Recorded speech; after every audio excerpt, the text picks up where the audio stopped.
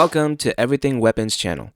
Today, we're ripping through 20 of the most iconic World War II infantry weapons. Pure history, know how to. We'll hit what it was, why it mattered, and one quick myth check per item. Let's roll. First up, the M1 Garand, America's semi-auto workhorse. While a lot of Americans and Japanese troops were still on bolt actions, US infantry had 8 rounds ready to go. Fast. It fed from an 8-round en-bloc clip and fired .30-06, 30 caliber standardized in 1906. Entered service in 1936, carried World War II, then kept showing up into Korea. It was rugged, reliable, and soldier-proof. Field stripping it didn't require a prayer circle. The famous part is the ping. Myth? Enemies hear it and instantly rush you. Reality? Battle noise is chaos soup, and nobody's doing ammo math like a concert drummer. Plus, squads exist. Bonus pain tax, Garand thumb. The rifle bites newbies for fun. I don't think I'm ever gonna do that again. Fun fact, John C. Garand was a Canadian immigrant at Springfield Armory. Also, Americans still argue how to pronounce his name. The rifle doesn't care, it still pings. Next is the Thompson, the Tommy gun. Half gangster movie, half World War II raid photo. Chambered in 45 ACP, it hits like a brick at close range and feels like it's made of spare engine parts. While it was born late World War I, but World War II is where it got legendary. The US, Britain, and resistance fighters loved it in tight spaces. Rate of fire sat roughly around 600 to 700 RPM depending on model. There's a catch. It wasn't everyone gets one gun. It was heavy. It was pricey. It went to leaders and specialized troops more than the average rifleman. And the drum max? Iconic on camera, but annoying in combat. Too bulky, too heavy, and more prone to feeding drama. Most troops stuck to 20 or 30 round box max because they worked when it mattered. Now the sidearm royalty. The Colt M1911. 45 ACP again. Big reputation. John Browning design. Adopted in 1911, stayed in the US service into the 1980s. In World War II, it wasn't the main tool for infantry, it was the last line of punctuation. Officers, NCOs, crewmen, drivers, MPs, people who couldn't always lug a long gun. Trade-off, usually 7+1. Not a lot, but it earned a name for reliability and practical accuracy. Reality check for comment sections. After World War II, the US mostly stopped big wartime scale production and leaned on massive stockpiles, plus refurbishment for years. That's why 1911s kept popping up in later conflicts. Bonus context, the US appetite for 45 had roots in earlier fights where smaller handguns rounds sometimes didn't stop threats fast enough. Meet the BAR, the squad's portable pressure cooker. It fired .30-06 from a 20-round magazine and gave one soldier the job of making enemies rethink standing up. It started in World War I, but World War II is where it became a squad staple. It was heavy, around 20 pounds-ish depending on variant, and BAR gunners paid that tax in sweat and bruises. The M1918A2 ran fully auto only, with 2 cyclic rates, a slower one to conserve ammo, and a faster one for everything is on fire. And yes, a skilled gunner could still tap single shots, well, unofficially. Big limitation. 20 rounds vanished fast. Reloads were constant, but still it was mobile suppression without dragging a full machine gun rig around. Weird origin story. Early doctrine flirted with World War I walking fire. Very cinematic, but very inaccurate. Reality eventually turned it into a support weapon you actually wanted to hit things with. Infantry's anti-armor mood swing, the Bazooka. Officially the M1 rocket launcher, but the nickname won instantly. It came from comedian Bob Burns' homemade bazooka horn, because the launcher looked like the same goofy-ass tube. Entered service in 1942, early use startled the Axis enough that Germany rolled out its own answers, including the Panzerschreck. The M1 fired a 60mm shape-charged rocket. Penetration varied by rocket and angle, but it was enough to make World War II era medium tanks very nervous.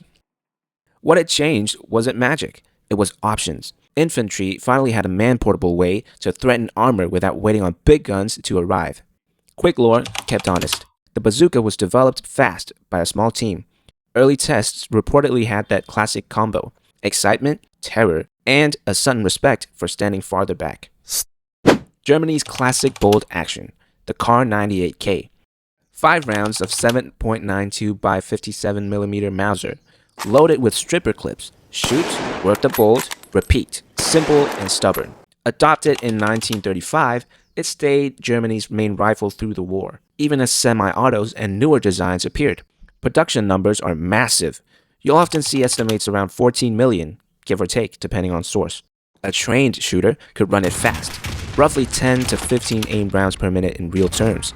With iron sights, it covered typical infantry distances well. With optics, it became a serious sniper platform in the right conditions. And yes, it's called the Karabiner, but it's not a tiny little carbine. It's just shorter than the older Gewehr 98. Names are vibes, and steel is real. The MP40 is the German SMG everyone recognizes. 9x19mm, 32 round magazine, roughly 500 and 550 RPM, folding stock, stamped steel. It looks modern because it kind of was. It wasn't issued to every soldier. It went heavy to leaders, assault troops, crews, and specialists. That's why it dominates photos and movies. It's compact, iconic, and visually loud. Hollywood mistake, calling it a Schmeisser. The nickname stuck because it sounded cool and Allied reports helped spread it, but the main design credit points to Heinrich Vollmer, not Hugo Schmeisser. Pop culture just refused to file the paperwork. Practical reality note, a lot of wartime SMG reliability complaints trace back to magazine and feeding quirks. The MP40 is famous, but it's not flawless. The Luger P08 is German officer movie energy in pistol form, 9mm parabellum. Toggle lock action, a silhouette so recognizable it barely needs a label. Adopted in 1908, hence the P08. By World War II, it was costly and complex to manufacture, so Germany shifted toward the simpler Walther P38, starting around 1938. Luger still circulated, but especially early war, and they became trophy bait for Allied soldiers. Big legacy, the Luger helped cement the fame of 9x19mm parabellum, now the world's most common handgun cartridge. Collector rabbit hole. The US tested rare Lugers in 45 ACP during early trials. Only a handful are known today, and they're auction room, heart attack, expensive. Now the genre definer, the STG-44, widely considered the first true assault rifle. Intermediate cartridge, 7.92 by 33mm. Select fire, practical range, it basically wrote the modern rifle playbook. Development was political. Early versions hit under labels like MP43 and MP44 to dodge new rifle drama. In 1944, it got the name Sturmgewehr, a propaganda-friendly glow-up. Production came late, but not too late to matter long-term. Around 425,000 were made, fighting mainly late 1944 into 1945. Influence is the real story. People argue the family tree, but the concept echoed everywhere after. Intermediate rounds, select fire, real-world engagement distances. Modern infantry rifles live under that shadow. Yes, it even had a limited-use infrared setup nicknamed Vampire. World War II had a tiny sci-fi corner. It was just rare and complicated. The MG42 is the sound of a bad day. Germany's general-purpose machine gun. Nicknames included Hitler's buzzsaw for a reason. Rate of fire was brutal. Roughly 1,200 to 1,500 rounds per minute. It didn't shoot. It tore the air open. It fired 7.92 by 57mm from belts and was designed for fast barrel swaps. Because that fire rate turns barrels into glowing problems, German squads were built around the machine gun, and the MG42 fit that doctrine perfectly. Myth: the MG42 was unstoppable magic. Reality: it was still limited by ammo, barrel heat, and the need for disciplined bursts. But psychologically, it hit like a horror movie soundtrack. Legacy is wild. After the war, the design lived on as the MG3 in 7.2 NATO and influenced later machine gun thinking worldwide. Some weapons were tired. The MG42 just changed outfits and kept working. And that's the lineup. If you want the next video, drop a comment and tell me which gun you want on the list. Like, subscribe, and I'll see you in the next one.